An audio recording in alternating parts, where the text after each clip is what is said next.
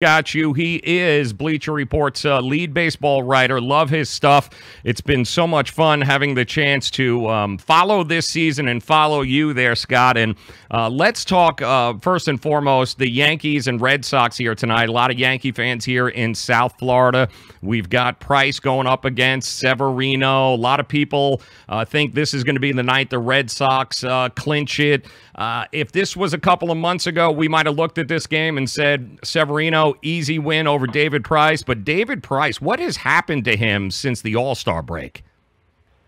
A lot of people wrote him off. He had struggles in October. People bring that up.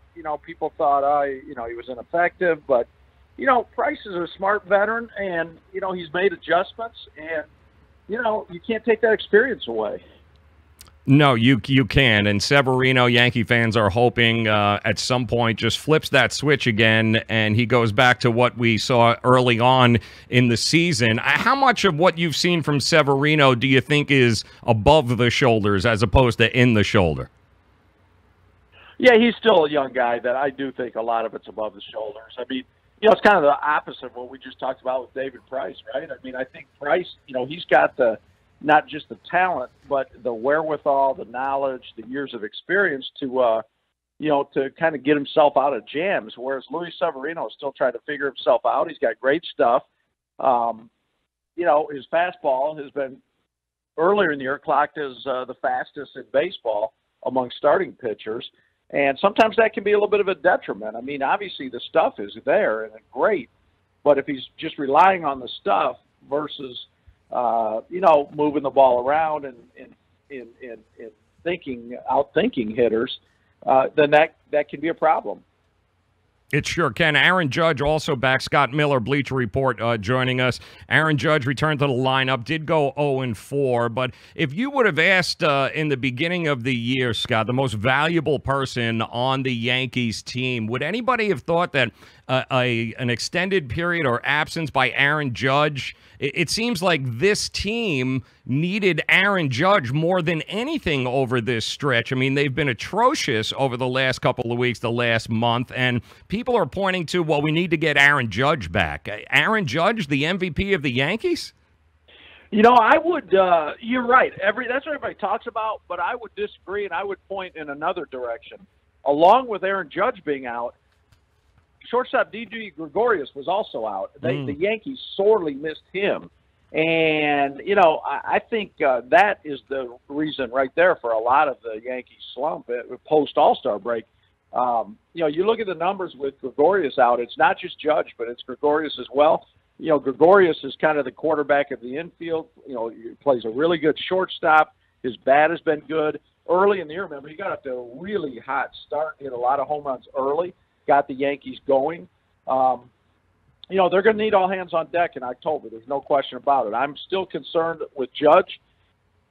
Those hand and wrist injuries for hitters take a big toll, and I don't expect Judge is going to go on a big hot tear anytime soon. I mean, we saw it with Justin Turner of the Dodgers, who broke his wrist in spring training. When he finally came back in May, it took him almost half a season to round into shape, and he admits even now that he gets some periodic soreness in that wrist. I think, I don't know if I want to say the Yankees are rushing Aaron Judge back, but I think there's no substitute for time on that chip fracture of the wrist or any hand or wrist injury with hitters. Before we get to the National League, talk about what's happening there. We did have a game earlier today between the Cards and the Braves that is going to go a long way with figuring this all out over the next week or so. I got to point out, Scott Miller, Bleacher Report, joining us, at Scott Miller, BBL. Follow him on Twitter. You did a recent piece about King Felix and in Seattle and what kind of year this has been. I don't think that a lot of people, because he's hidden in Seattle, certainly here on the East Coast, don't realize what has happened here to one of the greatest, most dominant pitchers we have seen in a very long time. He hasn't won a game since June 30th. He was relegated to the bullpen, and the future all of a sudden is not very nobody knows what's going to happen with King Felix. What has it been like for him in Seattle? Yeah, he's definitely struggled this year. It's been tough on him emotionally to not be able to be there for his teammates and for the city. his beloved city. He had several. He could have left as a free agent several years ago. The Mariners talked about potentially trading him, but or at least I should say, others talked about that's the best way for the Mariners to rebuild, and they refused to do it all these years. It's been between Felix Hernandez and the Mariners themselves. It's been a 12-year love affair, but like a lot of pitchers, Felix is 32 now.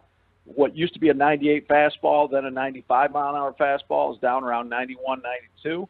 And he can't overpower hitters anymore. So he's having to relearn how to pitch. He still, his slider and his curveball can still be out pitches for him, but he doesn't have a margin for error with his fastball anymore. And, the Mariners for the longest time this year had a really good, they had a great start and they had a chance to make the playoffs, but they didn't get any help from Felix, and now they're pretty much out of it. And, it's been a tough year because Felix is part of the reason why the Mariners, weren't able to get to where they hoped they would get. And, they put him in the bullpen, and he thought about taking a leave of absence to get away from everything and clear his head.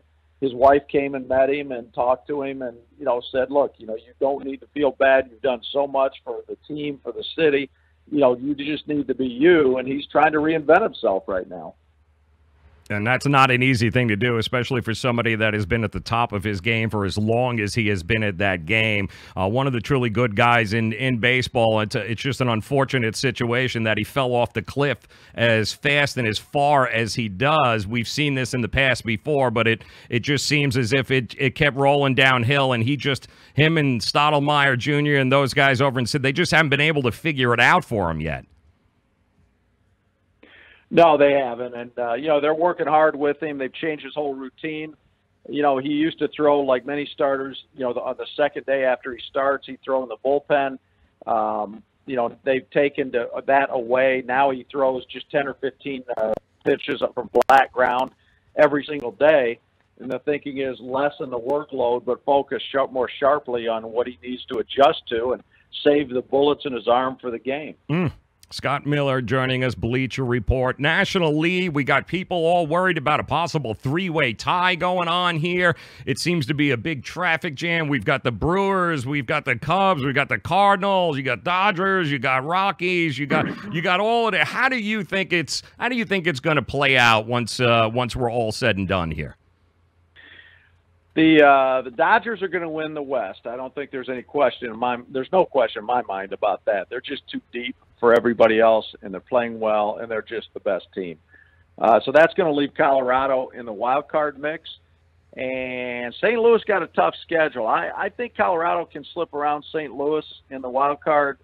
What I like about Colorado, they've got their last 7 games at home, and we all know how well Colorado plays in Coors Field. And they're playing the Phillies and Nationals. I'm going to say probably the Cubs win the division. Milwaukee and Colorado are the wild cards. But, don't count St. Louis out. But I think the wild cards will come from somewhere 2 of those 3, Milwaukee, St. Louis, and the Colorado. What impresses you more from the job of a manager this year? What they've done in Tampa Bay or what the Cardinals have done post Mike Matheny over there? What impresses you more with those 2 organizations? Which one do you think had a better hand in bringing those teams up? They're both pretty good, huh? Yeah. It looked like when the Cardinals fired Mike Matheny, they were basically waving the white flag. They made a couple other trades to rearrange their bullpen at the time, and looked like they were going to play for next year. But Mike Schultz did a great job with St. Louis. You can't say enough about the job Kevin Cash has done in Tampa Bay. With they're what are they, about 16 games over 500, yeah. And they're playing. Granted, they get to beat up on the Baltimore Orioles 19 times, like everybody else does in the American League. Mm-hmm. The Orioles stink, and Toronto's not much better. But still to pull the winning record they pulled with, in a division with Boston and the Yankees, that's very, very impressive. And with little resources and a team they pretty much constructed on the fly. So. I may say Tampa Bay, Kevin Cash's job is just a little bit better, but boy, he and Mike Schultz, both. I think flip a coin. They've both been great. Yes, they both have been. It's absolutely amazing. And baseball season, it's almost, the playoffs are almost here. It's hard to believe. Scott Miller joining us, Bleacher Report, and I'm not going to hold you to it, Scott, but you know how it's going to play out here. I know who you think you're leaning towards, but who are we going to be watching in October for the World Series? What's your gut tell you? I think I like Boston. I think Boston's been the best team in baseball all year long. The big wild card there is Chris Sale. Is his shoulder going to be okay? If his shoulder's okay, and they've got him and Price and Porcello atop the rotation, I think Boston wins the American League. If Sale's shoulder is not quite right, Houston's still right there with him. So one of those two teams, I'll go Boston if an healthy Sale. National League, I think we're going to see the Cubs and Dodgers in the NLCS for a third consecutive year. And, that's a coin flip. I think, right now with all things being equal, I would be surprised to see a Dodgers-Red Sox World Series. Yeah, you never know. Two big market teams over there. Major League Baseball would love it. And we love the fact you took a few minutes to hang out with us. Scott Miller, Bleacher Report, at Scott Miller, BBL. Make sure you follow him on Twitter. Scott, it's a pleasure talking to you again, my friend. Look forward to doing this again. All right, my pleasure, Joe. Thank you. Thank you very much. Scotty Miller.